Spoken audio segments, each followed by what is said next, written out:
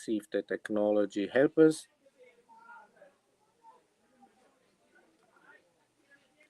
Buon pomeriggio, good afternoon. I'm here with Professor J.Sachs that does not need any introduction. He is a worldwide expert and economist on issue of geopolitics, expert on Russia. He's American, professor at Columbia University. And for the next really 10 minutes, quickly, he will tell us what are the expectations for this meeting between President Trump, Putin, and the future role, maybe if there is any, for Europe, for the European Union, and for the Italian government, Meloni. Jeff, the floor is yours. Thank you very much for sparing the time. Great. Are you positive? What's going to happen on Friday in Anchorage?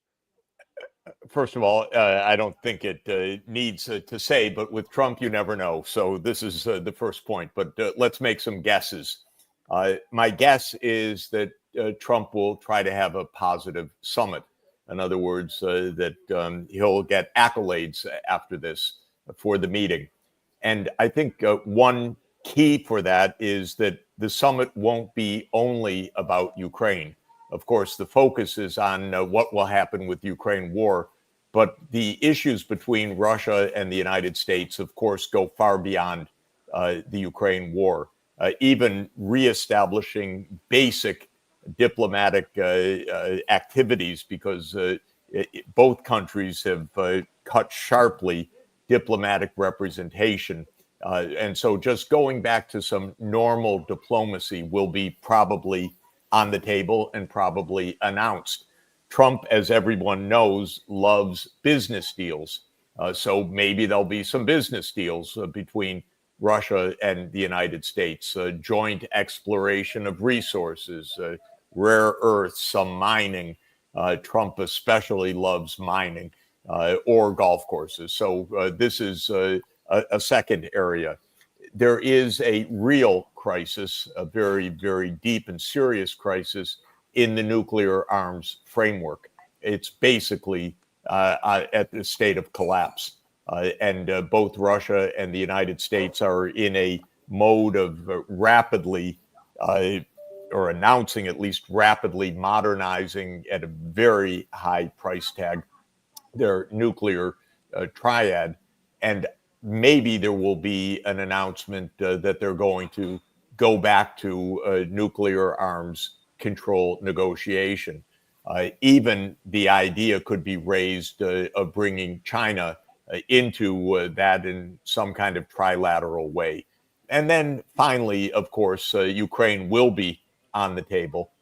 And here the situation remains murky, because I think Trump and his political base certainly wants to end U.S. engagement in this war.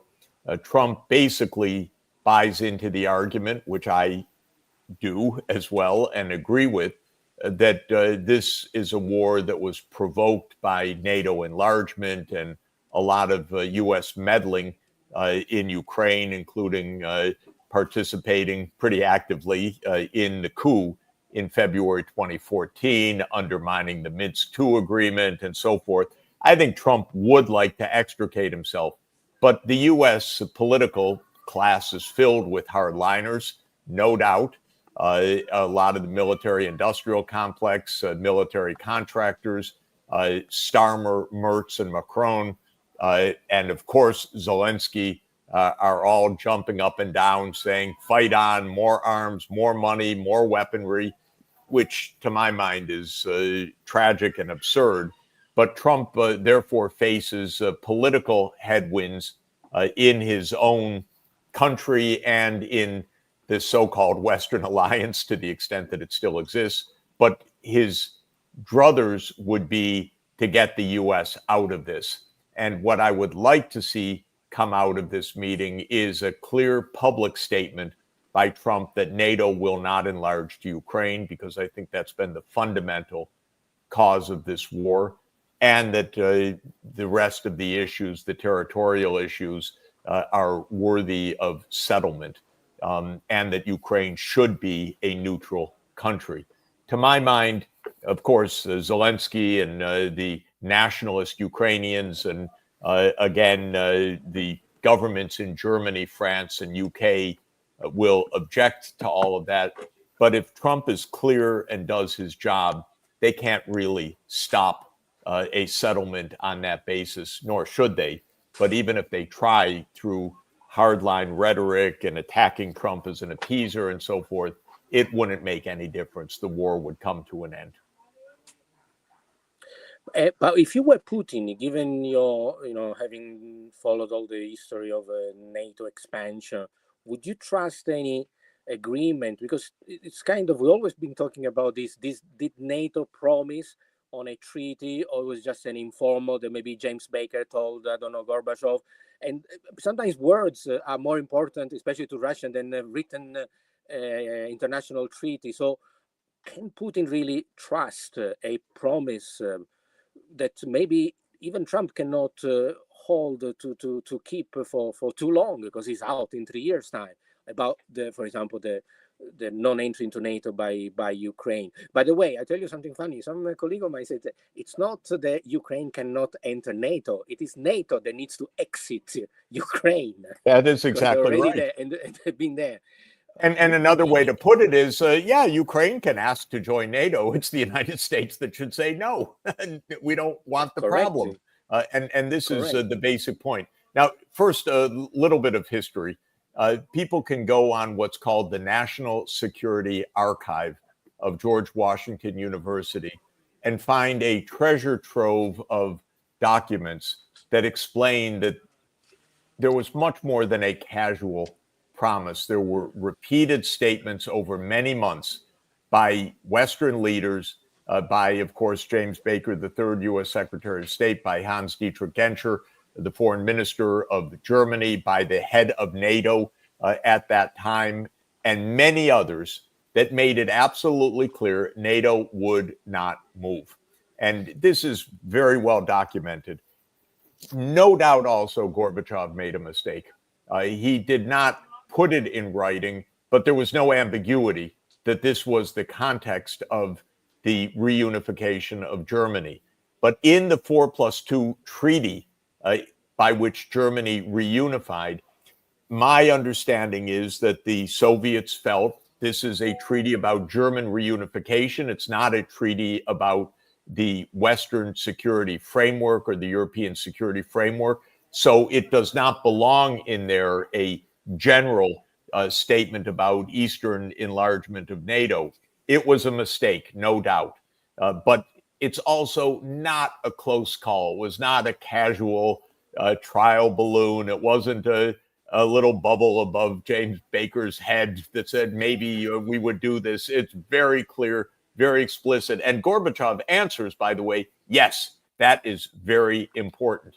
And Hans-Dietrich Genscher, whom I knew a little bit, gives an outdoor statement.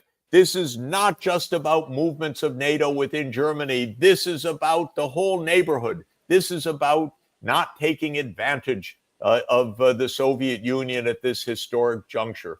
Now, having said all of that, even if that didn't exist, the U.S. pushing for NATO enlargement was provocative and reckless, even if they hadn't promised. What are they doing? Well, Brzezinski spelled it out in 1997. Brzezinski, a very proud of Polish tradition, wanted a weak Russia, and he said so. And he said Russia without Ukraine is nothing. You know, it's a third-rate power. And Brzezinski, in his book, The Grand Chessboard, in 1997, says, if Europe and NATO move eastward, what can Russia do? Nothing. It will have to accede to an expanding West, meaning both NATO and Europe. So this was a gambit of the U.S. This is playing a game of poker. We can do it, and they won't object. Then, of course, William Burns, who became CIA director under Biden, at the time in 2008 was U.S. ambassador to Russia. And he sent home a famous memo, which was leaked on WikiLeaks, which said "niet" means "niet." And the essence of the memo in quite strong language was the entire Russian political class opposes the eastward expansion of NATO to Ukraine. This is very dangerous. They worry it could lead to civil war. They worry about all the provocations that could be caused. And Burns was trying to tell Condoleezza Rice, don't do this. This is reckless. Well, my experience over many years is the U.S. government's stupid. They're provocative. They're arrogant. They don't think ahead. They don't take into account anyone else. It's part of the arrogance. And so they barreled ahead on this. Then came 2014, overthrowing Yanukovych. Again, a U.S. game. Absolutely a U.S. game. I saw some of it with my own eyes. Disgusted me. But in any event, so you ask, what could Russia trust given all of this? I could add, by the way, one other point interesting for Italy, which is the Minsk II agreement, because the Minsk II agreement was Russia's attempt to end the war that had already broken out with the Maidan coup in 2015. And the idea was that Ukraine would stop shelling the Donbass, stop killing civilians in the Donbass, and the Donbass would be given autonomy. Ethnic Russian region, it would have autonomy. Very interesting. Where did the blueprint for that come from? From South Tyrol. Amazing. I didn't know it until we were in Bolzano and we were meeting with the leading politician there. And he said, of course. Where do you think Chancellor Merkel got all the ideas about effective autonomy? It was from the experience of South Tyrol, a great success story. She knew all about it. And so she thought, yes, this could apply in the Donbass as well. And so it actually could have applied. But the United States, again, in its arrogance, told the Ukrainians, you don't have to do that. You don't have to follow through. And the Ukrainians, who are right-wing nationalists put in by the coup, said, we don't want to do it. We want a strong centralized government. We don't want any autonomy in the regions and so forth. And so they blew off Minsk too. Okay, given all of this history, my suggestion to the Russians is get it in writing, first of all. Make it explicit. This is not a handshake. This is not a promise by Trump. And by the way, when Scholz came to Putin in early 2022 and said, I tell you, I'm Chancellor of Germany, NATO will not expand under my chancellorship, Putin supposedly answered him, yes. And so what about afterwards? and he didn't have an answer for that because Putin was interested in talking to the Americans, not talking to the Chancellor of Germany. So get it in writing, put it in the UN Security Council, actually. Get China as a part of this as kind of co-guarantor. Yeah, get the British, get the French. It's okay. Be public that Ukraine is going to be at peace. It's going to have its secure borders subject to the territorial agreements that are reached. And it's going to be neutral. And NATO, we won't have the foolishness of Mark Rutte jumping up and down until today, saying, daddy, daddy to Trump. We're going to, expand NATO to Ukraine. Everyone will hear the message worldwide that that's over. Now, having said that, the deep state in the United States hates every word I just said. To be on paper that NATO can't enlarge, it goes deeply against the grain of American imperialism, which has been, a budding empire since 1789, basically. It's been expanding its territory. No one ever stopped it, at least not in the American mentality. And to say, no, it's not going to go further is a big swallow, but it's exactly what should be done. I call it's an imperfect analogy, but I think it's like the Battle of Teutoburg Forest, AD 9, when Augustus said, okay, we stop at the Rhine. We're not going to expand the Roman Empire beyond the Rhine. We accept the limit, and the United States should accept the limit. That's the basic bottom line. Thank you. So I understand, if I may summarize, Jeff, the Russian invasion of Ukraine is not unprovoked, but provoked by decades of 30 years. 30 years. Trust needs to be restored via common agreement as public as possible. Now that we have the means also to make sure that everyone in the world is aware. And then the last point, very interesting. Practicality needs to dominate the ideology of this forever expansion. Otherwise, we never come to an agreement, and that needs to be swallowed by those that want a perpetual expansion. I know you're running out of time, but one last question. You mentioned route and others. What is it in for Europe? I think someone made me notice on Twitter that since it's the first time since 1453, so 600 years ago, that Europe is not involved in any peace negotiation of a war that is taking place in Europe. Wow. We are completely a non-entity, transparent. I see Ruth von der Leyen and members of the Italian government. It's like, if I may say, children saying, "Oh, I want to play too. Where is the ball? Can I get into the pitch because I want to kick the ball as well?" And it's completely ignored. How can we? How did we end up into this situation, and how we can restore a minimum decency of geopolitical presence, having been completely ignored by Trump and of course by Putin? Yeah, it is a self-imposed defeat on Europe in its diplomacy. Europe has wonderful diplomats. I'm speaking with one of them right now. Europe has Europe has diplomats who know history, who understand Europe, who know the depth and sophistication of relations with Russia going back centuries. And yet they've chosen not to deploy you and other experts that could actually chart out a very fruitful, peaceful relationship.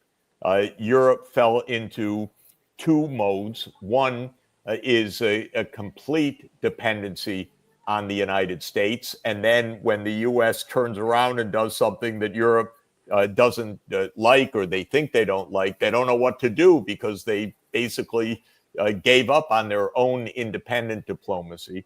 And second, and sadly, Europe fell into utterly simplistic, crude Russophobia. I've given up on the British a long time ago. They've been Russophobic since 1840 for no good reason other than the British Empire resented the Russian Empire. It confabulated the idea that Russia was going to invade India through the Khyber Pass, and it made many crazy ideas, and it led to crazy wars like the Crimean War, which was one of the most unnecessary wars of history. And a lot of people died in it, by the way, and we're in the second such useless war right now. But the rest of Europe has bought into this kind of crazy Russophobia, even though they know better. Why? It's a good question. I worked very hard more than 30 years ago to bring in Poland into the European community, then into the European Union. The Baltic states, I was an advisor to Estonia, and so on. But frankly, the diplomacy of these Eastern European states is not smart. It's not wise. It's utterly Russophobic. Brussels is perhaps afraid of antagonizing any part of the European Union. They put Kaja Kallas, for God's sake, as the head of external relations for the EU. Are you kidding? The most Russophobic individual imaginable? Well, that's the opposite of diplomacy. She can't say one word that isn't hate, let's rip up Russia into little pieces, whatever it is. It's absurd. I thought at one point when, I had hoped with my good friend Mario Draghi, that when he was PM with Macron and Scholz, I said, why don't the three of you go back and talk to Putin? It was a good time to do it. I've thought, given the good relations of the current government in Italy with Trump, go talk to Moscow. Don't beg to be at the American table. You don't need the Americans to talk to Russia. Call Lavrov. If you need help, you can use my Zoom. For God's sake, it's the easiest thing in the world. Go call, go talk, go chart out answers to the questions. They won't do it right now. They have not done it at all. And so the answer to the question is, yeah, they have a whole closet full of balls that they could play with, but they look at the United States playing with its and say, why can't we be in your game? Instead of saying, we're Europe. This is about Europe. This is our continent. Russia's part of this. We'll go talk. That's what Europe should do. And it should do it now. And not, oh, God, I said to the European leaders also, I said, don't meet Zelensky for the 100th time. Go meet Putin once. Come on. You have to have your picture taken with Zelensky every single day? This is absurd. Selfie diplomacy. Yeah. I did, Jeff, thank you very much for your kind words that I don't deserve, but I did go. Yeah, of course you deserve them. I thank you. I did go to Moscow and St. Petersburg, and I spent the last 2 months there, and I did meet with the two vice prime ministers of Russia. I did attend the conference, and I saw Putin face to face. I did not talk to him directly, but there is a lot of love in Russia for Europe, for Italy, our history relationship, and people, and I met one-to-one with Maria Zakharova, who basically, she told me in a private meeting, Michele, what is it that you're doing? We have the whole of St. Petersburg being built by Italian architects. We have a long history relationship. We did nothing to you. We rescued during the earthquake in Sicily. We rescued an Arctic ship, and we have done no harm to you. So there is also a full understanding on the Russian, full surprise on the Russian side of why is it that we, especially Italy, they can understand about the Baltics, but why is Italy so against it? I agree completely. I had the same experience in the spring. Tremendous discussions, extremely interesting, extremely in depth. Of course, I go back 35 years with a lot of these people, and extraordinarily interesting times and many things to discuss. Come on, Europe, go meet, talk. Yeah. Listen, I leave you here because we say 20 minutes, 25. I don't get you started on Netanyahu and Israel. Yeah, we'll do that another time. No. We'll do it another time. Many thanks on behalf of everyone. Thank you very much. I will send you some questions if we have follow-up from many of the users. Thanks a lot. Bye. Talk to you soon. Ciao. Bye. Bye. Bene, spero che sia stata di vostro gradimento questa conversazione con Jeffrey Sachs, in buona sostanza il massimo esperto economista al mondo di Russia, di relazioni internazionali Russia e Stati Uniti, e vi ha dato un po' sia un background sulla storia, sugli accordi tra gli Stati Uniti ai tempi di Gorbaciov, di questa famosa espansione alla NATO, cosa deve fare la Russia adesso, se Putin può avere fiducia in Trump, e il ruolo praticamente irrilevante dell'Unione Europea e dell'Italia, che pur ha e abbiamo i mezzi per poter essere veramente mediatori in questo conflitto, ma ci siamo praticamente fatti un auto escludendoci da tutto ciò. Grazie per l'attenzione, arrivederci.